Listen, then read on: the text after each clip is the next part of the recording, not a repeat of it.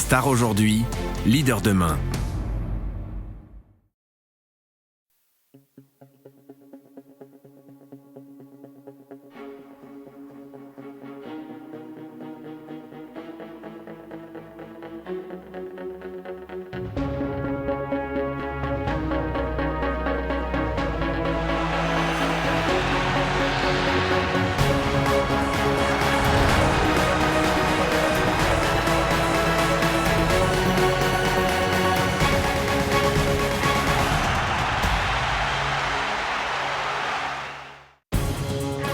Bonjour à tous, bienvenue sur le 25e numéro de Campus, au programme du golf avec les mondiaux de Crans-Montana.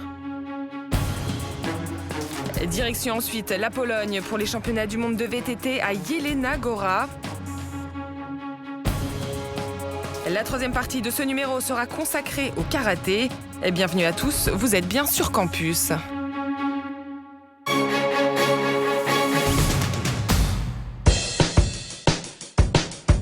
Le canton du Valais en Suisse accueille les 15e championnats du monde universitaire de golf sur le célèbre resort de Crans-Montana.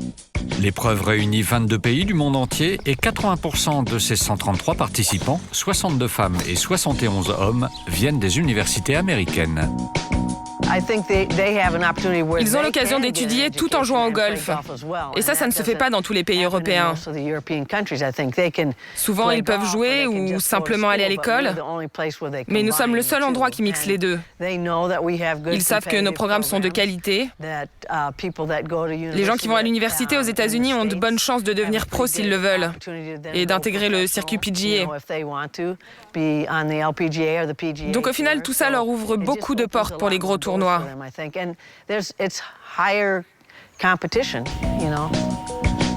Qu'est-ce qui motive leur présence ? À l'exception des États-Unis et de la NCAA, où ils ont un tournoi universitaire tous les 15 jours, il n'y a rien ailleurs dans le monde.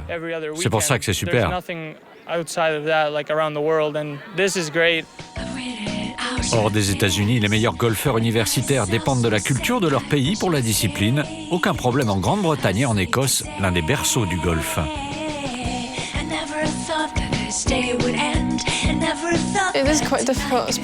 C'est assez difficile et surtout au printemps car il y a beaucoup de temps consacré au golf et aux études. Mais ce système nous permet d'avoir du temps off pour jouer au golf et ça nous aide. Pour les autres pays moins tournés vers le golf, la pratique de la discipline est plus compliquée qu'aux États-Unis pour les universitaires, à l'image de la Suisse, pays organisateur de ces championnats. C'est clair qu'on voit quand même une certaine différence, parce qu'ils jouent toute l'année. Déjà, ceux qui sont aux États-Unis, ils n'ont pas l'hiver. Donc, ils n'ont pas les 3, 4, 5 mois d'arrêt qu'on a à cause de la neige. Donc, déjà, ça, on voit la différence. Puis, en plus, ils ont les horaires qui sont faits en fonction justement de leur sport. Donc, c'est clair qu'ils ont plus d'entraînement et puis on voit tout de suite, ils sont plus réguliers. Développer la pratique du golf est donc un passage obligé pour avoir une équipe universitaire compétitive. Les étudiants, généralement, choisissent de faire plutôt des études que de faire un sport à haut niveau. Et il y a beaucoup d'étudiants qui ont choisi de pratiquer le golf à un haut niveau et s'expatrient, vont à l'étranger, dans les universités aux États-Unis ou en Angleterre. Donc après, c'est difficile de récupérer ces étudiants pour participer dans l'équipe suisse universitaire.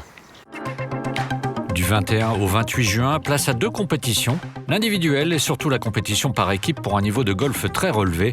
Ces championnats du monde réunissent les meilleurs joueurs et joueuses amateurs de la planète.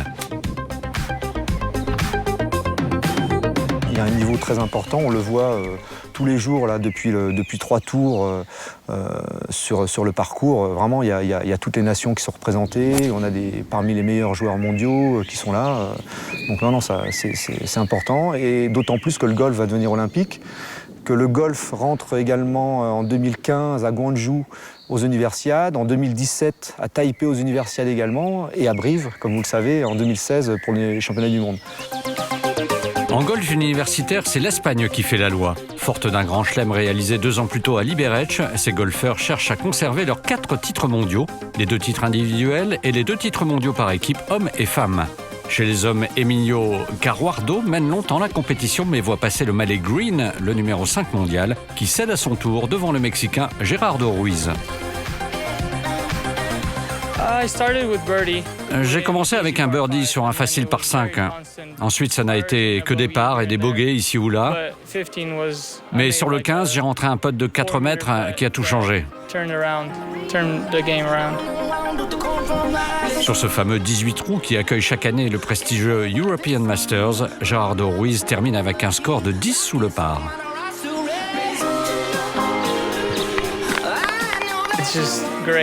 C'est génial. Ça fait tellement plaisir de recevoir plein de messages de félicitations. C'est incroyable.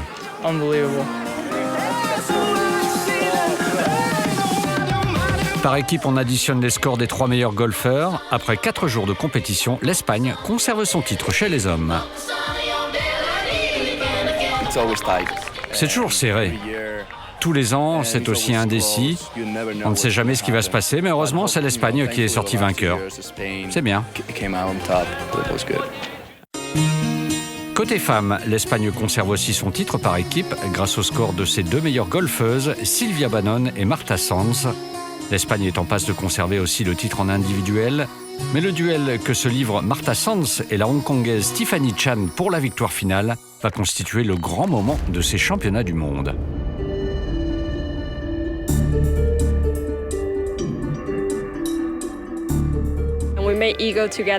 On a toutes les 2 réussi un eagle au 14e trou, mais elle a été la première à rentrer un putt. Marta Sanz, qui mène d'un coup, se fait rattraper par Chan sur le 18e et dernier trou. Égalité parfaite entre les 2 femmes. Je devais réussir, car si je ratais, je laissais passer une grosse occasion, parce qu'on était vraiment au coude à coude. En play-off, Marta Sanz n'a plus qu'un dernier putt à rentrer pour remporter la compétition.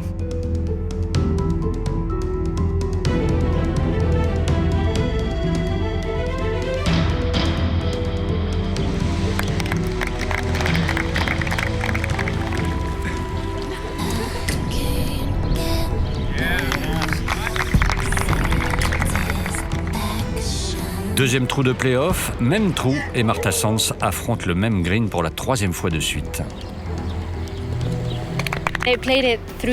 C'était la 3e fois et je n'ai jamais réussi, donc je n'ai pas réalisé le putt. Elle a très bien joué, moi j'aurais dû faire le par sur la 3e occasion, alors je l'ai félicitée et moi je suis tout de même contente. Et c'est donc Tiffany Chan qui s'impose finalement. Ça s'est fait sur le dernier trou. J'ai rentré un birdie. Je suis vraiment contente et je suis aussi satisfaite de la manière dont j'ai réalisé ce putt.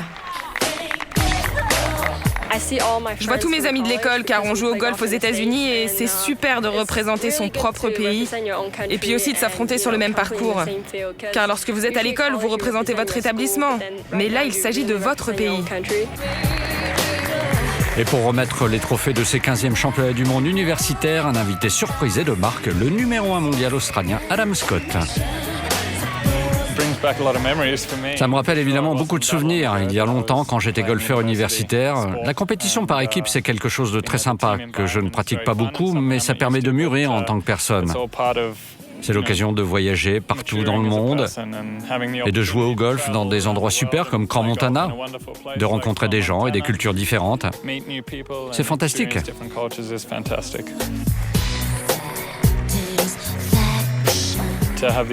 C'est super de venir ici et de rencontrer des jeunes qui adorent jouer au golf.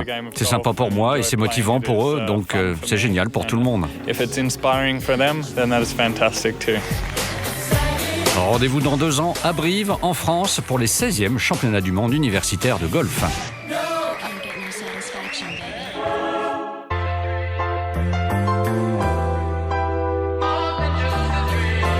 Il a 20 ans, il mesure 1,85 m et pèse 86 kg. Le Malaisien Gavin Green possède surtout un talent hallucinant. Plus jeune joueur de l'histoire sur le circuit asiatique à 13 ans, il est aujourd'hui numéro 5 mondial chez les golfeurs amateurs. My parents actually Mes parents m'ont emmené au practice et j'ai commencé à toucher la balle, donc maintenant je dispute des tournois et je n'ai jamais arrêté. J'adore tout dans le golf. J'ai de la chance pour ça. Et pourtant, devenir golfeur n'était pas évident pour Gavin Green. La Malaisie est en effet un pays où le golf n'est pas encore très populaire. Ça se développe. Beaucoup de gens s'y sont mis, surtout les tout jeunes. Mais je pense que ça évolue bien. On a simplement besoin de plus de tournois. Et ici, les jeunes peuvent venir et apprendre. Donc c'est bon aussi pour le pays. Comme bon nombre de jeunes étudiants golfeurs à travers le monde, ces progrès passent par les États-Unis. Mais est-ce vraiment un passage obligatoire ? C'est pas indispensable, mais si vous voulez être bon en golf, je pense que c'est un bon moyen. Parce que c'est le meilleur niveau amateur, à mon avis.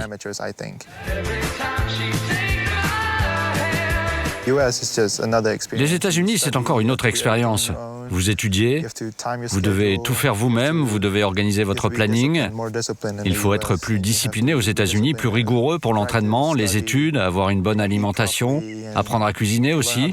Il faut faire beaucoup de choses soi-même. Apprendre à cuisiner, à jouer, mais également à étudier. J'étudie les affaires et le management dans le sport, les deux à la fois.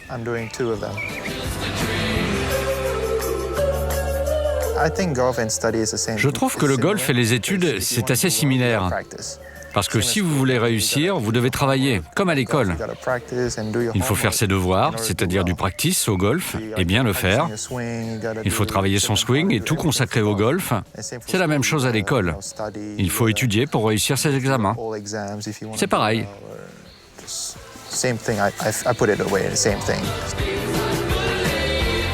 À 20 ans, l'heure du choix professionnel est donc très proche pour Gavin Green. Mon diplôme est une sorte d'assurance, mais je vais m'orienter vers le golf, bien sûr. J'espère pouvoir jouer sur le circuit bientôt. En tout cas, c'est mon objectif aujourd'hui.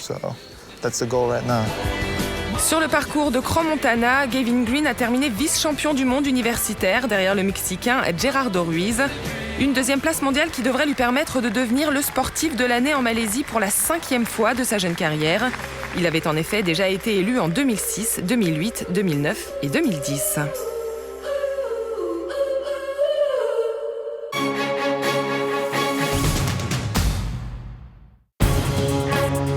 Restez bien avec nous, juste après une courte pause, direction la Pologne où nous parlerons VTT.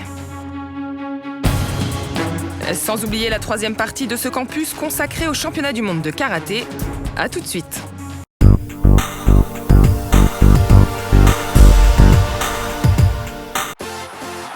When education meets sport and culture.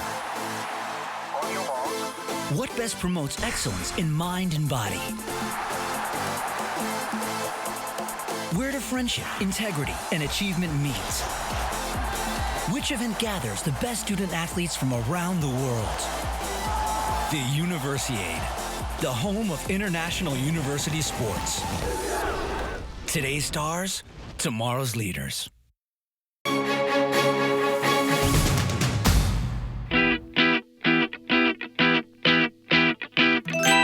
Jelenia Góra en Pologne accueille les 5e championnats du monde universitaire de cyclisme. La ville est située au sud-ouest du pays, dans la région de la Silésie. Elle est frontalière avec la République tchèque et proche de l'Allemagne. Entourée par 4 chaînes de montagnes, Jelenia Góra est un endroit apprécié des cyclistes, amateurs et professionnels. Les meilleurs étudiants cyclistes sont sur place pour cet événement mondial. 22 pays participent à la cérémonie d'ouverture avec en tête la meilleure VTCiste polonaise, la vice-championne olympique 2008, Maja Włoszkowska.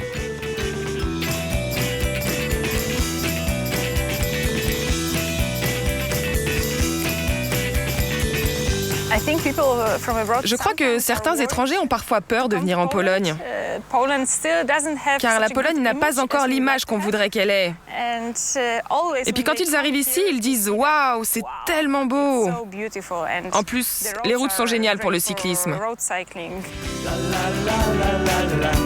8 épreuves sont au programme de ces 5e championnats du monde, 4 pour les hommes, 4 pour les femmes, sur 2 types de compétitions, épreuves sur route et vélo tout-terrain, en course individuelle et en mass start. On voudrait avoir davantage de coureurs au plus haut niveau. Les étudiants sont importants car il y a beaucoup de jeunes qui parfois ne savent même pas qu'ils peuvent devenir de grands cyclistes.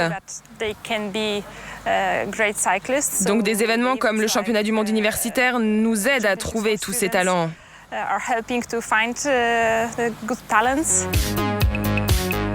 Les femmes ouvrent ces championnats du monde avec les épreuves sur route, un circuit de 24 km 800 aux montées très sélectives, un seul tour pour le contre-la-montre individuel, mais 4 tours pour 65 km pour la mass start. Une mass start remportée par l'Allemande Catherine Ames, médaillée d'argent la veille dans l'épreuve individuelle.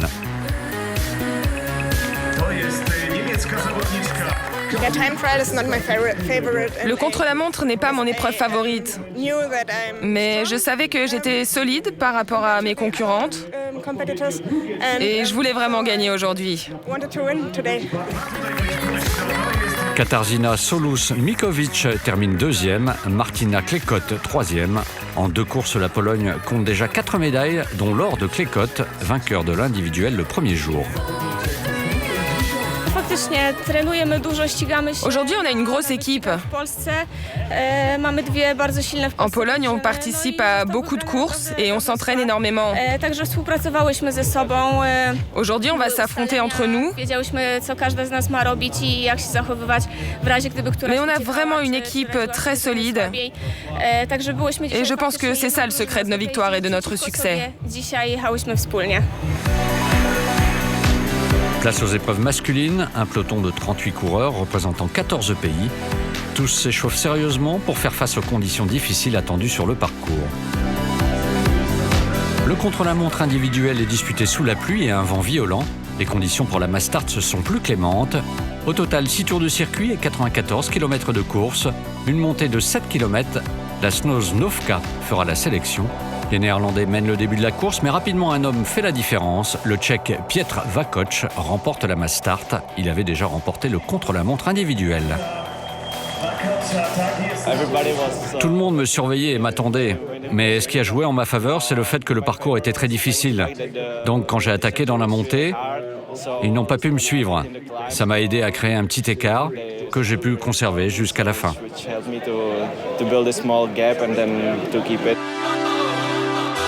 Piotr Vakoč, 2 courses, 2 victoires. Sur la route toujours, un coureur et une équipe étonnante, le Liban. Bruno Dabaguian fait partie de cette équipe libanaise. Elle participe à ces championnats du monde universitaires seulement pour la 2e fois. Il faut dire qu'au Liban, le cyclisme concerne à peine 1000 coureurs pour une élite de 40 athlètes qui s'entraînent dans des conditions extrêmement précaires, très peu d'infrastructures et peu de support. C'est des conditions très difficiles pour s'entraîner. Il faut aller aux autoroutes, sur les autoroutes pour faire du plat. Et tu n'as qu'une autoroute qui fait 100 km, donc tu peux faire jusqu'à 200 km aller-retour. Et le reste, tu as des montagnes à 30 minutes de la capitale. Tu dois passer toujours sur l'autoroute principale, même en montée. Tu es en montagne, tu es sur une route principale. C'est très dangereux, déjà, on a eu plusieurs incidents déjà. Mais comme on aime le sport, on aime le sport et on veut se battre pour avoir un meilleur niveau, on fait des sacrifices déjà pour passer sur la route. On compte au Liban quelques accidents graves, voire mortels. La présence du pays dans ces championnats est déjà un exploit. Venus par leurs propres moyens, ces coureurs veulent en profiter à fond. On cherche de gagner en technique. On gagne en technique vis-à-vis les nouveaux coureurs. Donc on apprend déjà à avoir un très bon équilibre. Donc ça me donne un plus pour le Liban. On essaye de faire de notre mieux pour aussi classer notre pays, tu vois. L'un des objectifs des coureurs libanais est de multiplier les contacts pour apprendre, échanger, se comparer à l'élite mondiale qu'ils côtoient souvent pour la première fois. Le contact va se nouer notamment avec l'équipe suisse. L'esprit universitaire, c'est aussi ça. Il y a un groupe de Libanais qui est très sympa, qui vient ici pour apprendre. Pour eux, c'est leur première course internationale, donc on essaye de partager notre expérience. Donc eux, ils sont contents, puis nous, ça nous permet de partager notre passion aussi, donc on est très contents aussi. Pendant 5 jours, l'équipe suisse va prendre l'équipe libanaise sous ses ailes. Après la route, Elias Abou Rachid va représenter son pays en VTT. Ce qu'il nous a demandé de manière, c'est un peu du soutien de leur montrer un peu aussi là sur le parcours VTT, il n'a jamais fait un parcours comme le tel. Et puis ça lui a, je pense, beaucoup aidé que moi je lui ai donné des petits avis ici à gauche et droite. Pour Elias, ces championnats du monde universitaires sont un sommet, mais le circuit en VTT reste un vrai choc. Les circuits libanais, c'est du vélo de route par rapport à ce circuit.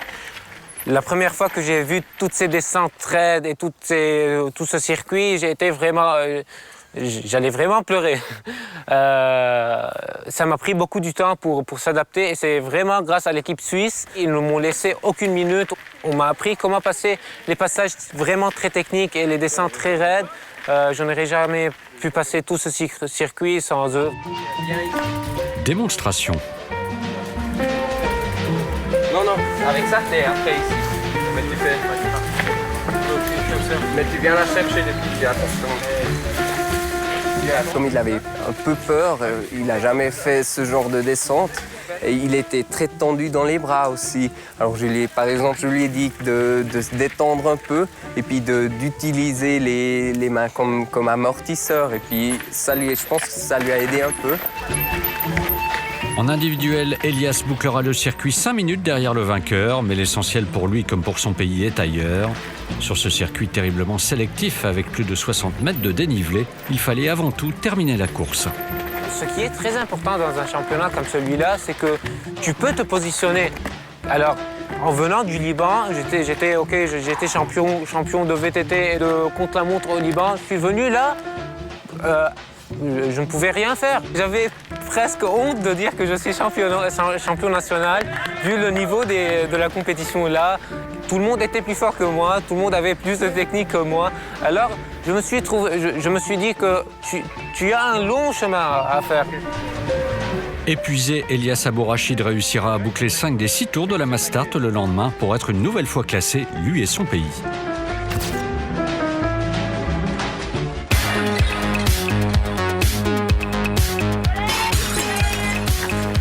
En vélo tout-terrain, l'épreuve de la Mastart boucle ses 5e championnats du monde universitaire de cyclisme. Sur 4 km, le circuit propose en pleine forêt polonaise un parcours terriblement accidenté, demandant à tous les concurrents et concurrentes force, adresse, équilibre et prise de risque constante. Sur les 15 filles au départ, les Polonaises partent favorites. Elles connaissent le circuit. Katarzyna Solus-Mikovic s'impose logiquement sur ce parcours exigeant.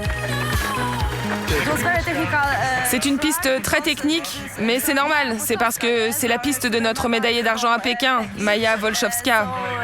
Elle fait partie de cet endroit et elle s'entraîne ici. Physiquement et techniquement, c'était très dur. Le circuit de ces championnats est du niveau d'une Coupe du Monde professionnelle. Il y a 2 ans, j'ai demandé à un de mes amis descendeurs de dessiner une partie de la course et il a utilisé toutes les pierres possibles. Donc il y a parfois des parties très difficiles où il faut rouler entre les rochers ou même sauter par-dessus. Il y a aussi des descentes compliquées avec beaucoup de racines. Sur ce parcours et dans ces conditions, on ne peut pas gagner par hasard. Il faut être un bon cycliste, solide, bon techniquement. En fait, il faut être un athlète de classe mondiale.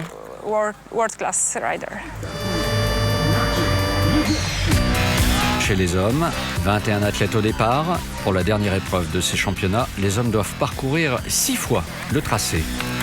Le Polonais Marek Konwa, vainqueur de l'individuel, est grand favori chez lui.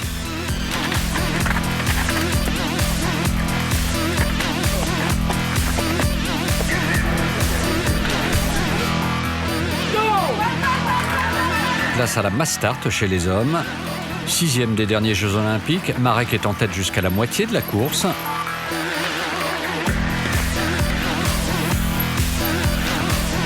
Au moment où le Suisse Emilien Barben, en embuscade à la 3e place, prend la tête dans un virage, Emilien ne quittera plus la première place de la course jusqu'à la ligne d'arrivée pour devenir champion du monde universitaire de vélo tout-terrain.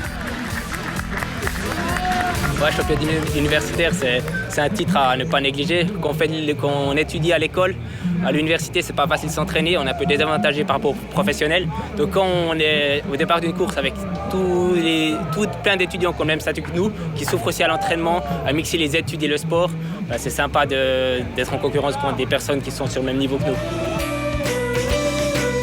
Les championnats du monde universitaires cyclistes, un rendez-vous réussi pour les organisateurs polonais.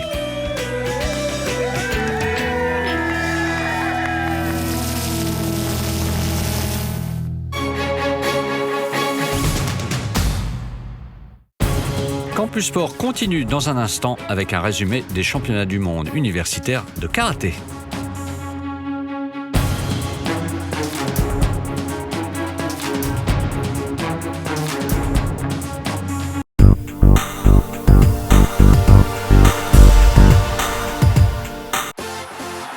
When education meets sport and culture. What best promotes excellence in mind and body? Where do friendship, integrity, and achievement meet? Which event gathers the best student athletes from around the world? The Universiade, the home of international university sports. Today's stars, tomorrow's leaders.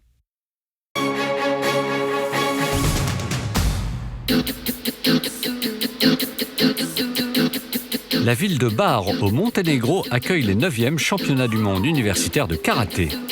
300 athlètes représentant 38 pays ont fait le déplacement dans les Balkans, confirmant la bonne santé de cette discipline dans le monde universitaire. Le karaté se divise en 2 types de compétitions, les kumités ou les combats, 5 catégories de poids chez les hommes comme chez les femmes, et les katas, une démonstration de mouvements techniques très codifiés, dont l'épreuve par équipe notamment demande une très grande précision de la part des 3 combattants.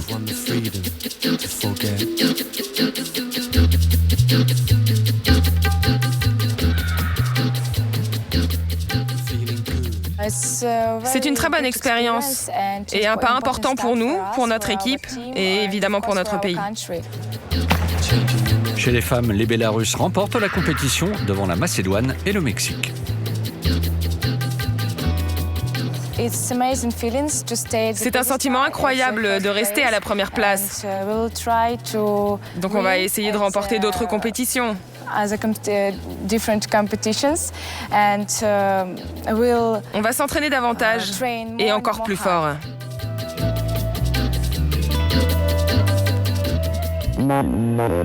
Côté combat, les Japonaises remportent 2 des 5 médailles d'or individuelles et la compétition par équipe. Les autres titres sont remportés par l'Égypte, l'Iran et la Slovaquie. Pour tous ces athlètes étudiants, ces championnats du monde universitaires sont l'une des plus grandes occasions qui leur soit donnée pour rencontrer les meilleurs karatékas du monde.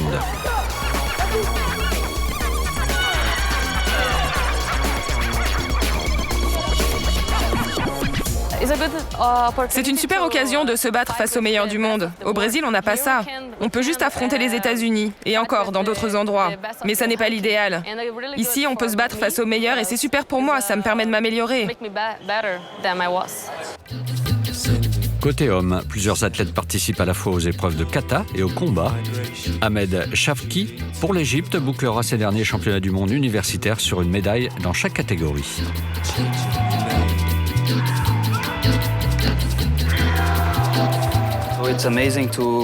C'est incroyable de terminer ma carrière en universitaire avec une médaille d'or et une d'argent dans les championnats du monde universitaires.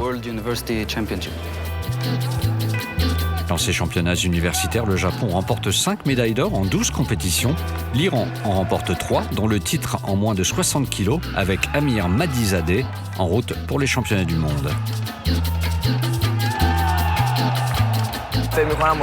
C'est un bon tournoi pour moi parce que dans quelques mois, j'aurai les championnats du monde à Berlin, en Allemagne. Et à mon avis, c'est un bon tournoi de haut niveau pour s'y préparer.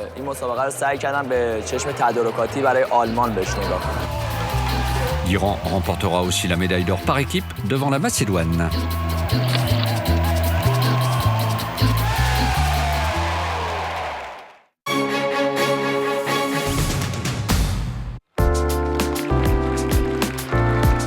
32 pays et 206 athlètes étudiants ont pris part au championnat du monde universitaire de tir à l'arc. La Corée remporte toutes les épreuves féminines par équipe. Taïwan et l'Italie s'imposent en individuel. Chez les hommes, le Mexique remporte l'épreuve de tir à l'arc individuel classique et la compétition par équipe à l'arc à poulies. Dans cette catégorie, victoire en individuel de l'Ukraine. La Chine de Taipei gagne le titre par équipe classique et la Corée la compétition mixte. 11e championnat du monde universitaire de lutte à Pécs en Hongrie. 8 catégories de poids chez les hommes comme chez les femmes. Les hommes concourent en lutte libre et gréco-romaine. Les femmes ne concourent qu'en lutte libre. Dans la catégorie la plus lourde de ces championnats, les moins de 130 kg en gréco-romaine chez les hommes. Victoire du Hongrois Balint Lam devant le Turc Ismail Güzel.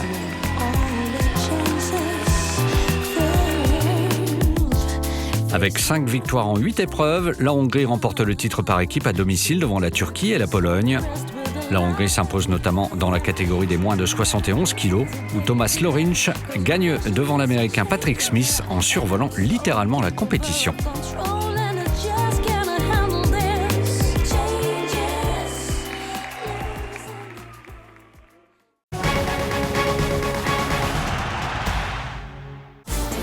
Star aujourd'hui, leader demain.